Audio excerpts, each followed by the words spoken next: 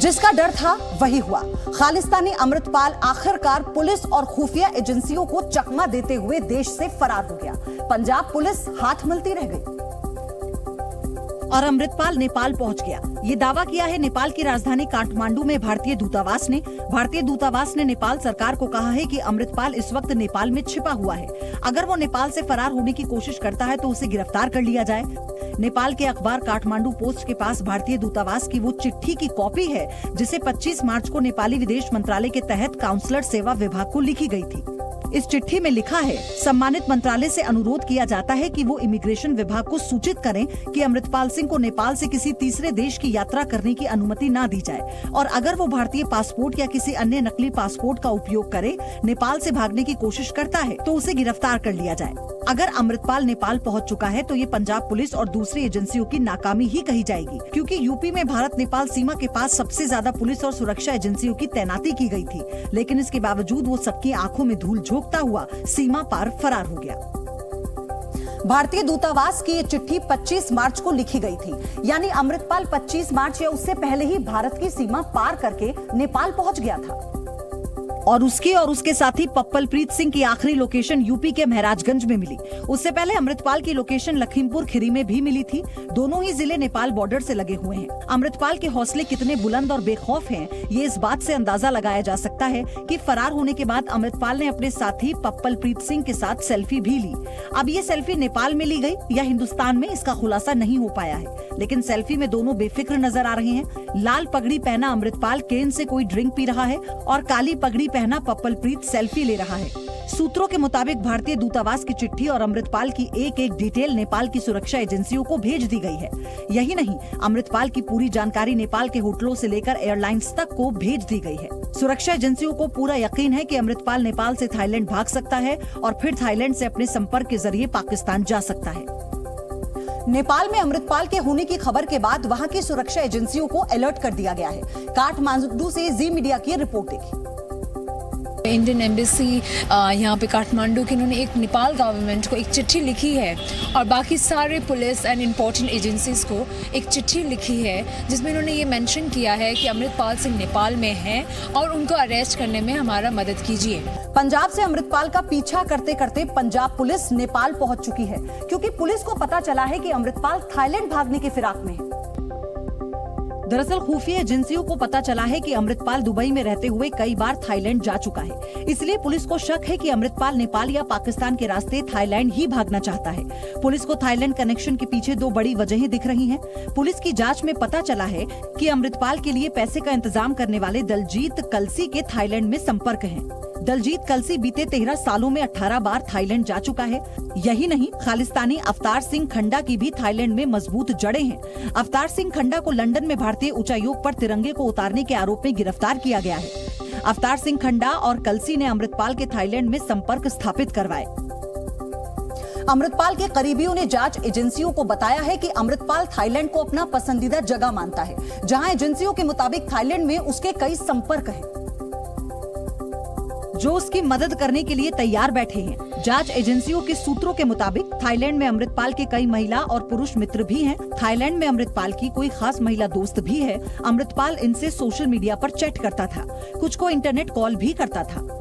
यही वजह है कि दलजीत कलसी और अवतार सिंह खंडा के कनेक्शन और अमृतपाल के खुद के संपर्क उसे थाईलैंड में आसानी से छिपाकर सेटल कर सकते हैं। सूत्रों के मुताबिक इसका खुलासा पंजाब के अलग अलग जगहों से पकड़े गए अमृतपाल के संगठन के कार्यकर्ताओं ने पूछताछ के दौरान किया। खालिस्तानी अमृतपाल सिंह को लेकर एक चौंकाने वाला खुलासा हुआ है।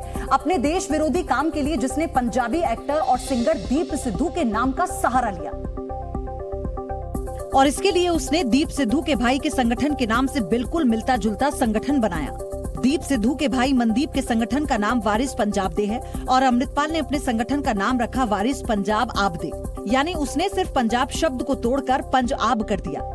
अमृतपाल के संगठन का मकसद दीप सिद्धू की मौत के बाद उसकी लोकप्रियता को भुनाना था। धीरे धीरे अमृतपाल के वारिस पंजाब आप दे फेसबुक पेज के फॉलोअर्स की संख्या बहुत ज्यादा हो गई, क्योंकि लोगों को भ्रम हो गया कि अमृतपाल ही संगठन का वारिस हो गया है। इसलिए लोग अमृतपाल के संगठन से जुड़ते गए, लेकिन जांच में असलियत का पता चल गया। दस्तावेजों से पता चला कि वारिस पंज आपदे की स्थापना मोगा जिले के अमृतपाल के सहयोगी गुरमीत सिंह बुक्कनवाला ने की थी। पुलिस हिरासत में पूछताछ के दौरान गुरमीत ने दावा किया कि संगठन का मकसद दीप सिद्धू की लोकप्रियता का फायदा उठाना था। दरअसल दीप सिद्धू के भाई मनदीप ने 4 जुलाई 2022 को फतेहगढ़ साहिब में वारिस पंजाब दे संगठन बनाया था। इसका मकसद दिवंगत दीप सिद्धू के सपनों को पूरा करना था। दीप सिद्धू के भाई का संगठन वारिस पंजाब दे शिक्षा, प्रदूषण और नशेड़ी युवाओं को नशा छुड़ाने पर काम करता था, लेकिन अमृतपाल ने अपने संगठन वारिस पंज आपदे का इस्तेमाल खालिस्तानी विचारधारा को बढ़ावा देने के लिए किया। दरअसल अगस्त 2022 में जब अमृतपाल विदेश से लौटा तो उसने मनदीप से संगठन से जुड़े दस्तावेज मांगे, लेकिन मनदीप ने उन्हें सौंपने से इनकार कर दिया। परिवार ने अमृतपाल को दीप की विचारधारा के उत्तराधिकारी के रूप में स्वीकार करने से इनकार कर दिया। परिवार वालों ने बताया कि दीप सिद्धू ने सड़क हादसे में मौत से पहले ही अमृतपाल के फोन नंबर को ब्लॉक कर दिया था, लेकिन दीप सिद्धू की मौत के बाद अचानक से वारिस पंज आपदे नाम का संगठन सामने आया, जिसके साथ दीप सिद्धू का फेसबुक पेज जुड़ा हुआ था। इस बीच भगोड़े अमृतपाल सिंह को लेकर एक खुफिया रिपोर्ट भी सामने आई है, जिसमें उसके दुबई कनेक्शन और खालिस्तानी साजिश के मंसूबों का खुलासा हुआ है, जिसे अंजाम तक पहुंचाने के लिए अमृतपाल सिंह 2022 में हिंदुस्तान आया। खुफिया रिपोर्ट में जो जानकारी सामने आई उसके मुताबिक अमृतसर के जल्लूपुर खेड़ा गांव का रहने वाला अमृतपाल सिंह 2012 में दुबई गया था, जहां वो अपने पिता की कार्गो कंपनी को चलाने के काम में शामिल हो गया। इस दौरान उसने न पगड़ी बांधी और न ही लंबे बाल रखे। अमृतपाल एकदम कट्टरपंथी विचारधारा वाला शख्स रहा। वो दुबई में जनरल सिंह भिंडरावाला के ऑडियो कैसेट सुनता रहा।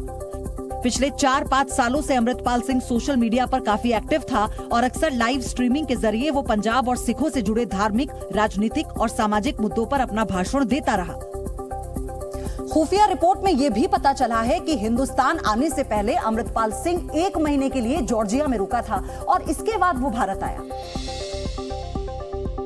और जिस पासपोर्ट से अमृतपाल सिंह भारत आया था, अब वो देश के हर एयरपोर्ट की रडार पर है, ताकि वो यहाँ से फरार होने के मंसूबों को पूरा ना कर पाए। खुफिया रिपोर्ट के मुताबिक अमृतपाल सिंह के पासपोर्ट का नंबर है V2155280। इसी पासपोर्ट की मदद से अमृतपाल दुबई से भारत आया था। दुबई में वो 5 मोबाइल नंबर भी इस्तेमाल कर रहा था। खुफिया रिपोर्ट में अमृतपाल के बारे में और भी कई जानकारियां सामने आई, जिसमें अमृतपाल सिंह के ट्विटर, इंस्टाग्राम, फेसबुक और लिंक्डइन प्रोफाइल की डिटेल शामिल है। दीप सिद्धू की मौत के बाद अमृतपाल सिंह को वारिस पंजाब दे का अध्यक्ष बनाया गया, जिसके बाद से उसके खालिस्तान के मंसूबे और तेजी से बाहर आने लगे। अमृतपाल सिंह का इरादा पंजाब में दोबारा उग्रवाद को जिंदा करना था। पंजाब को दहलाने के लिए पाकिस्तान के साथ मिलकर एक बड़ी साजिश रची गई थी और इसके लिए अमृतपाल ने पाकिस्तान से हथियारों की एक बड़ी खेप मंगाई थी। अमृतपाल ने ये हथियार पाकिस्तान के एक रिटायर्ड फौजी से मंगवाए थे। इन हथियारों में 6 AK-47 और 2 AK-56 राइफल भी शामिल थी। इन हथियारों को कश्मीर से जम्मू के रास्ते पंजाब तक पहुंचाया जाना था। बॉर्डर क्रॉस कराकर हथियारों को पहुंचाने की जिम्मेदारी भी पाकिस्तान के रिटायर्ड फौजी की ही थी। इन हथियारों का पैसा विदेश से पाकिस्तानी फौजी तक पहुंचाने की योजना थी। अमृतपाल सिंह इन हथियारों के जरिए पंजाब को दहलाना चाहता था, लेकिन हथियारों के पहुंचने से पहले ही अमृतपाल को फरार होना पड़ा। अमृतपाल सिंह अपने भाषणों के जरिए युवाओं को भड़काने की पूरी कोशिश में जुटा हुआ था। इसके लिए वो धार्मिक चोले की आड़ में लगातार भड़काऊ बयानों से सिखों को गुमराह कर रहा था।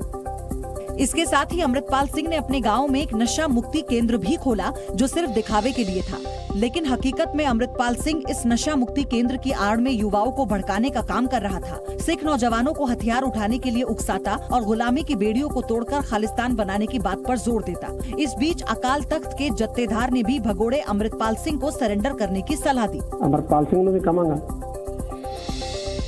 जी वो बाहर है, ਉਹਨੂੰ ਫਿਰ खुद ही ਜਿਹੜਾ ਹੈਗਾ अपने आप ਨੂੰ पेश करना चाहिए कि पूछो की पुछदे। अमृतपाल जब से भारत आया वो यहाँ देश विरोधी गतिविधियों को अंजाम देने की साजिश रचता रहा, लेकिन अब वो अपनी जान बचाकर भागता फिर रहा है। इस बीच अमृतपाल की एक और तस्वीर सामने आई है। ये तस्वीर तब की है जब वो बाइक से फरार हो रहा था। इस तस्वीर में दिख रहा है कि वो बाइक को एक रिक्शा ट्रॉली में रखकर एक पंचर की दुकान पर पहुंचता है और ये तस्वीर 18 मार्च की बताई जा रही है। इसमें अमृतपाल गुलाबी रंग की पगड़ी पहने हुए दिखाई दे रहा है। साथ में उसका साथी पपलप्रीत भी आपको दिखाई दे रहा है।